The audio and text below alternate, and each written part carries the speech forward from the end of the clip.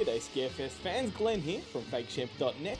This week I want to do something a bit different, so rather than going back and looking at films from the past and the present like I normally do, I want to introduce you to two filmmakers from our hometown in Melbourne, Australia, who I would consider to be absolute mavericks of DIY filmmaking, and they need to be recognised internationally, and I hope you guys track them down. So there is a lot to get through, so I'm going to speed through this as fast as I can. I hope you can keep up with my accent. So let's get started. The first guy is Daniel Armstrong. So everything that Armstrong does is completely low budget, and I mean micro budget. In fact, it's shoestring budget. And he draws upon whatever resources he can that's available to him. So his films are made from nifty things from hardware stores. He pulls his friends in and they just make this stuff for next to nothing. And the first film he made was called Murderdrome in 2013. The movie is his take on the slasher movie, and he places the genre in the world of roller derby of all places, with a killer on the loose, who is evidently summoned from beyond the grave, and it's up to a crew of motley roller chicks to kick the killer's ass and essentially send him back to hell. This is really low budget stuff, as I said. High energy, it's a thrill ride. It's actually quite easy to track down, so if you can find this on DVD, look up Murderdrome.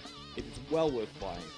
So switching roller derby for women's wrestling of all things, his second film was called From Parts Unknown, Fight Like a Girl, and this one is a really strange blend of action and horror, and it takes place amongst women's wrestling. And the Women's Wrestling Federation is tormented by gamers who are turned into homicidal maniacs thanks to an addictive technology that's been infused into a new wrestling video game. I can't say I'm a huge fan of this film, to be honest with you. And there's his third film, which is completely wild and really weird, and it's called She-Borg Massacre. Now this one in the States I think was released under just the name She-Borg. It's about an alien spaceship that lands into a puppy farm and turns all of the humans into robot killing machines that have a taste for puppy flesh. There's a couple of political activists on the scene who get caught up in the mayhem, and they're the only two people that can eventually save the world from the killer robots. This one is just a hell of a lot of fun. It's wild, it's wacky, it takes place in the wilderness, and that brings me to the next film that he made, which is called Tarnation. This one is my personal favourite of his. I absolutely love this one. It's essentially his take on Evil Dead. It takes place in a cabin in the woods. It's perhaps his most ambitious and comprehensive movie. It pretty much takes all of the cues from Sam Raimi's classic. It's got the cabin. In this case, it's actually haunted by a painting. The woods outside are described on the DVD cover as Satan's playground. And while, look, I wish this one were more readily available to everyone in the world, I don't think it's had much of a release outside of Australia, so you may have trouble tracking it down. If you can play multi-region players, like Region 4, which is our code down here, highly recommend buying it from an Australian trader. And that brings me to his final film, which has yet to be released. It's called Nova Star. Look, I don't know much about this one. I don't even think it's had any screenings. Have no idea when its home entertainment release is going to be, and I can only go off the poster art, the production stills, and the trailer footage to say that it kind of looks like a really zany sci-fi romp, sort of reminiscent of Barbarella and other exploitation space films of the 60s. Whatever the case, Daniel Armstrong is an absolute legendary filmmaker. I want you to look him up. He's got a website called Strongman Pictures. His films are just fantastic. And that brings me to the next filmmaker, whose name is Stewart Simpson. This guy is a bona fide legend in my books. He's made one of my all-time favourite Australian films, which I will get to in a moment, but let's get cracking. So his first movie was called Demons Among Us, and it's essentially about a demon being resurrected in a small country town, super low budget, absolutely DIY. This one kind of has more of a feel of one of those sort of final year film student kind of projects, so, it's camcorder kind of stuff, but the thing about this one is it's just full of ambition, and Simpson's potential is smeared all across the screen. This one was actually distributed through Troma Pictures in America, who I'm sure you guys being Scarefest fans know exactly who Troma are, so you should be able to find it in places like eBay and even the Troma website. Actually, I think the Troma have the entire film up on YouTube for free, so you can go and check it out right now. It's not a great film by any means, but it's just one that is loaded with potential.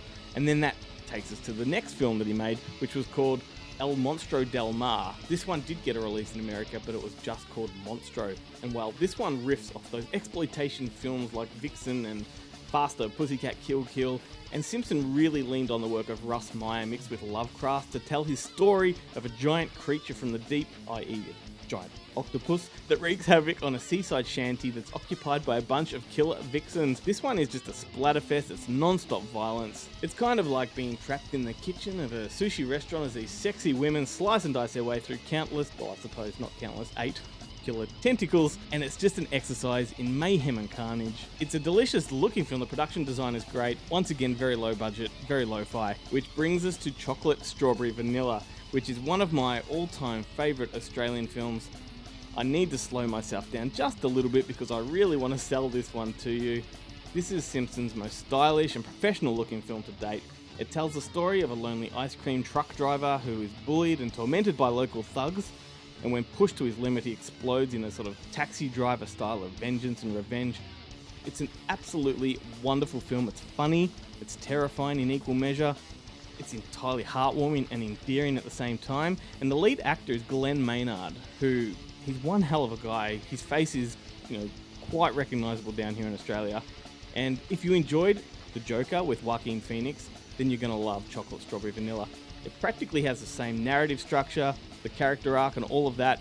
It's so familiar, but this came way before The Joker, so I guess at the time it was more of a Taxi Driver kind of influenced film. And as far as I'm concerned, this one is far more powerful than The Joker, so do yourself a favour and find this one. It had a Blu-ray release in America. It is a cut above the rest of all of Simpson's work. It's theatrical, it's colourful, it's terrifying, and it's just one of the best. And that's it.